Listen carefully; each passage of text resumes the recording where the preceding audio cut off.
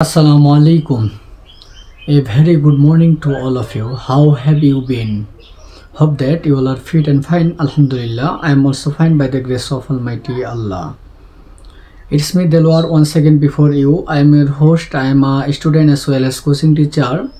Today in this video, I am going to share with you how to learn preposition easily. So let's get started.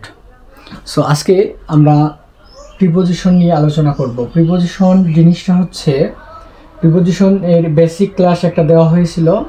So এই basic ক্লাসের যে এক্সাম্পলগুলো সেগুলো দেওয়া হয় নাই।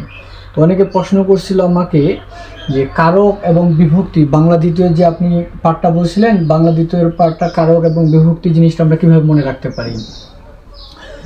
আসলে বাংলা দ্বিতীয় যে পার্টটা আছে কারক সেখানে ছিল কারক, কর্তৃকারক, কর্মকারক, করণকারক, অধিকরণ কারক, সম্প্রদান কারক, অবদান কারক, এটসেট্রা এটসেট্রা।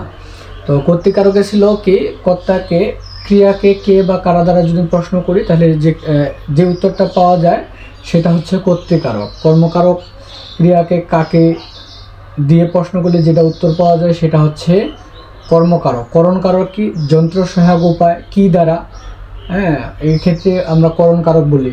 তো আজকে আমরা প্রিপোজিশনের যে কারক দিয়ে বোঝা যায় সেটা আমরা এক্সাম্পলের মাধ্যমে অবশ্যই শিখব। সো কারক ও বিভক্তি। কারক হচ্ছে আমরা জানি কারক হচ্ছে 7 প্রকার। প্রথমা কারক বিভক্তি হচ্ছে 7 প্রকার। প্রথমা বিভক্তি, দ্বিতীয় বিভক্তি, তৃতীয় বিভক্তি, চতুর্থ বিভক্তি, পঞ্চমী, ষষ্ঠী, সপ্তমী। প্রথমা বিভক্তি কোনগুলো? যেগুলো শূন্য, হ্যাঁ, মানে মূল শব্দ যদি আমি ঢাকা লিখি, মনে করি আমি মূল শব্দ ঢাকা লিখলাম, এই মূল শব্দের শেষে কিছু যদি যোগ না থাকে ওটা হচ্ছে বলা হয় শূন্য বিভক্তি, মানে কোনো কিছু যোগ হবে না। আচ্ছা, দ্বিতীয় বিভক্তি কে রে, তৃতীয় বিভক্তি দ্বারা দিয়া কর্তৃক এবং চতুর্থ বিভক্তি কে রে জন্য, পঞ্চমী হইতে থেকে চেয়ে, ষষ্ঠ বিভক্তি র এর, সপ্তম বিভক্তি এ অন্তস্থ তে। প্রিপোজিশন কি? প্রথম বিভক্তির ক্ষেত্রে ক্রস, কোনো প্রিপোজিশন ইউজ হবে না। দ্বিতীয় বিভক্তির ক্ষেত্রে কে রে প্রতি, এর জন্য টু প্রিপোজিশন ইউজ হবে। তৃতীয় বিভক্তি কোনটা? দ্বারা দেয়া কর্তৃক, এটার জন্য বাই অথবা উইথ প্রিপোজিশন হবে। বাই ব্যবহার করা হবে ব্যক্তির ক্ষেত্রে, উইথ ব্যবহার করা হবে বস্তুর ক্ষেত্রে।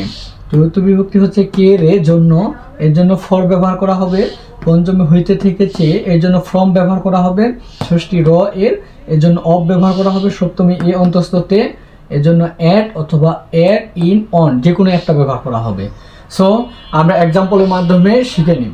এখানে এক্সাম্পল লিখে রেখেছি আপনাদের সুবিধার জন্য, যাতে করে ভিডিওটা লম্বা না হয়, এই জন্য আমি আগে লিখে রেখেছি, সবগুলো এক্সাম্পল আগে লিখে রেখেছি। So Ibrahim is a good boy, এখানে ইব্রাহিম কে ভালো ছাত্র।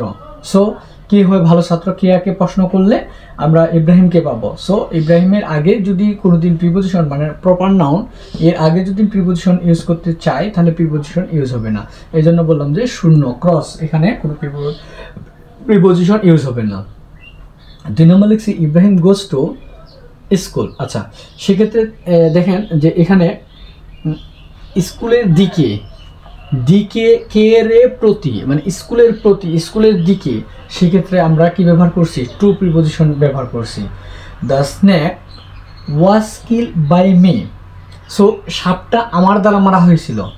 তো আমরা একটু আগে শিখলাম কি, যে বাই হচ্ছে ব্যক্তির ক্ষেত্রে ব্যবহার করা হবে, মি হচ্ছে ব্যক্তি, সেক্ষেত্রে কি ব্যবহার করা হয়েছে?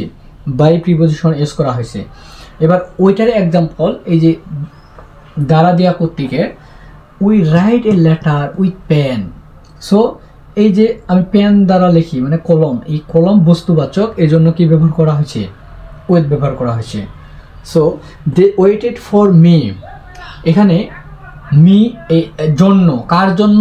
এই যে কে রে জন্য, সেক্ষেত্রে আমরা ফর প্রিপোজিশন ব্যবহার করছি। She field from the tree, এই যে হইতে থেকে চেয়ে, এই জন্য আমরা ফ্রম প্রিপোজিশন ব্যবহার করবো। She field from the tree, মানে গাছ থেকে, গাছ হইতে, সো এই জন্য ফ্রম ব্যবহার করা হয়েছে। It is the car of my uncle, র বা এর জন্য, আমার আঙ্কেলের, আমার চাচার, সো এই জন্য আমরা কি ব্যবহার করছি? Of. We live in Bangladesh.